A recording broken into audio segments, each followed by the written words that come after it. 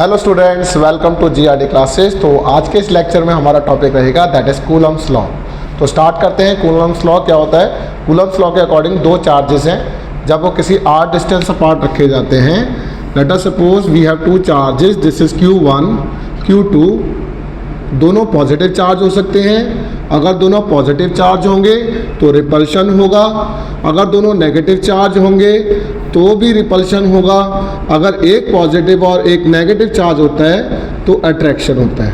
ठीक है, तो इस तरीके के दो चार्जेस हैं हमारे पास जिनके बीच का डिस्टेंस r है। तो according to the Coulomb's law the force of attraction और रिपल्शन और यू कैन से इंटरैक्शन, जो इनके बीच में इंटरैक्शन होगी अट्रैक्शन की या फिर रिपल्शन की बिटवीन द टू चार्जेस, ये दो चार्जेस हैं, is directly proportional to the product of the charges. तो मतलब ये जो फोर्स होगी इनके बीच की वो डायरेक्टली प्रोपोर्शनल है product of the charges and inversely proportional to the square of the distance between them. तो इनके बीच के जो डिस्टेंस r है उसका इनवर्सली का स्क्वायर कर देंगे। अगर ये मेरे पास इक्वेशन नंबर 1 बनती है, इक्वेशन नंबर 2 है, तो ऑन कंबाइनिंग तो we have f directly proportional to Q1 Q2 by r square. अब डायरेक्टली का साइन यहाँ से हट जाएगा और k लग जाएगा Q1 Q2 by r square. यहाँ पर जो k रिप्रेजेंट कर रहा है उसे प्रोपोर्शनैलिटी कांस्टेंट कहते हैं। k क्या है बच्चों? प्रोपोर्शनैलिटी कांस्टेंट है। अगर k प्रोपोर्शनैलिटी कांस्टेंट है तो k जो होता है बच्चों 1/4 पाई एप्सिलॉन नॉट के बराबर होता है। इसको बोला जाता है एप्सिलॉन, इसकी प्रोनाउंसिएशन है, और इसको परमिटिविटी बोला जाता है ऑफ फ्री स्पेस। ठीक है बच्चों, परमिटिविटी ऑफ फ्री स्पेस कहा जाता है इसे। तो इस इक्वेशन की जगह इक्वेशन 3 में मैं k की जगह 1/4 पाई एप्सिलॉन नॉट पुट कर दूंगा Q1 Q2 by r square. मेरा एक रिक्वायर्ड फॉर्मूला मिल जाएगा जिसके थ्रू हमारे बहुत सारे न्यूमेरिकल हैं।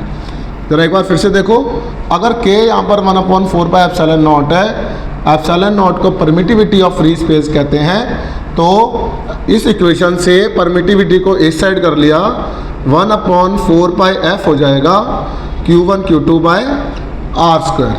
तो यहाँ पर इसकी जो यूनिट निकलेगी वो क्या बनती है बच्चों? चार्ज के लिए दो बार चार्ज है तो कूलम स्क्वायर, ये 1/4 पाई कांस्टेंट है, न्यूटन मीटर स्क्वायर। तो you can right coulomb square पर न्यूटन पर मीटर स्क्वायर। अगर यहाँ तक बन जाता है तो इसकी एक वैल्यू भी है जो आपको याद रखनी है, 8.85 इंटू 10 की पावर -12 कूलम स्क्वायर पर न्यूटन पर मीटर स्क्वायर। अगर ये एप्सिलॉन नॉट की वैल्यू क्लियर होती है तो सिंस हमारे पास k 1/4 बाय एप्सिलॉन नॉट है, इसके थ्रू हम k की वैल्यू को भी फाइंड आउट कर सकते हैं। तो 1/4 की जगह 3.14 इंटू 8.85 इंटू 10 की पावर -12। इसको सॉल्व करने के बाद हमारे पास जो रिज़ल्ट आता है वो 9 इंटू 10 की पावर 9 आएगा। और यहाँ पर जो परमिटिविटी की जो यूनिट है वो रेसिप्रोकल होके न्यूटन मीटर स्क्वायर पर कूलम स्क्वायर बन जाएगी। ये बहुत ही बेसिक पार्ट है, स्टार्टिंग है चैप्टर 1 की, जिसमें हमने कूलम्स लॉ के बारे में हमारा पहला न्यूमेरिकल टॉपिक बनता है।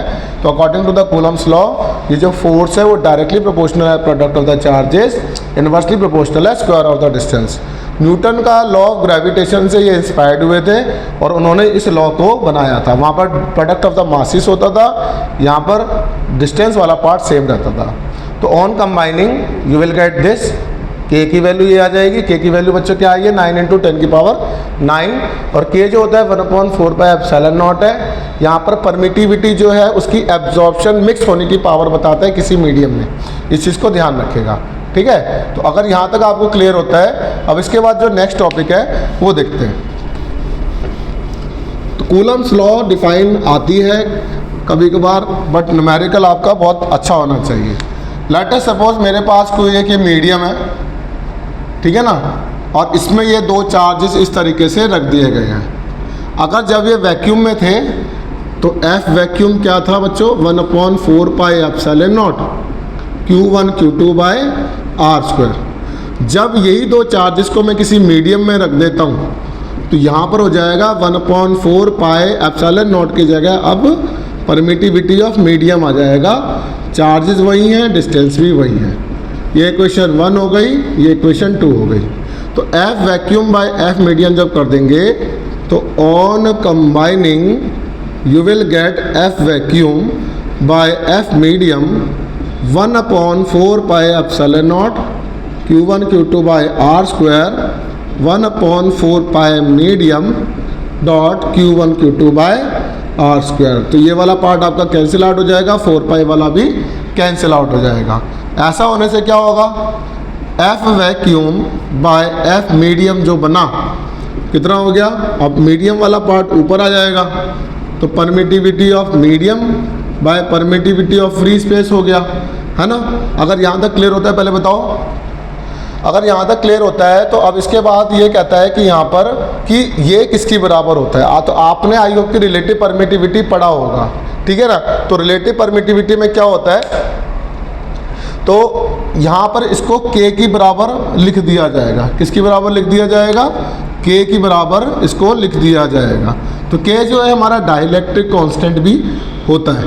तो F मीडियम जो आएगा यहाँ से you can write F vacuum by K बन जाएगा। और K जो है जैसे कंडक्टर के लिए जो होता है डाइलेक्ट्रिक कांस्टेंट की वैल्यू इन्फिनिटी होती है, ठीक है ना। तो हर K की वैल्यू जो है डाइलेक्ट्रिक हर मीडियम के लिए अलग अलग है। तो आई रिक्वेस्ट कि आपको यहाँ तक एक बार फिर से लिखकर प्रैक्टिस करें। नेक्स्ट क्लास में न्यूमेरिकल करते हैं। Thank you very much.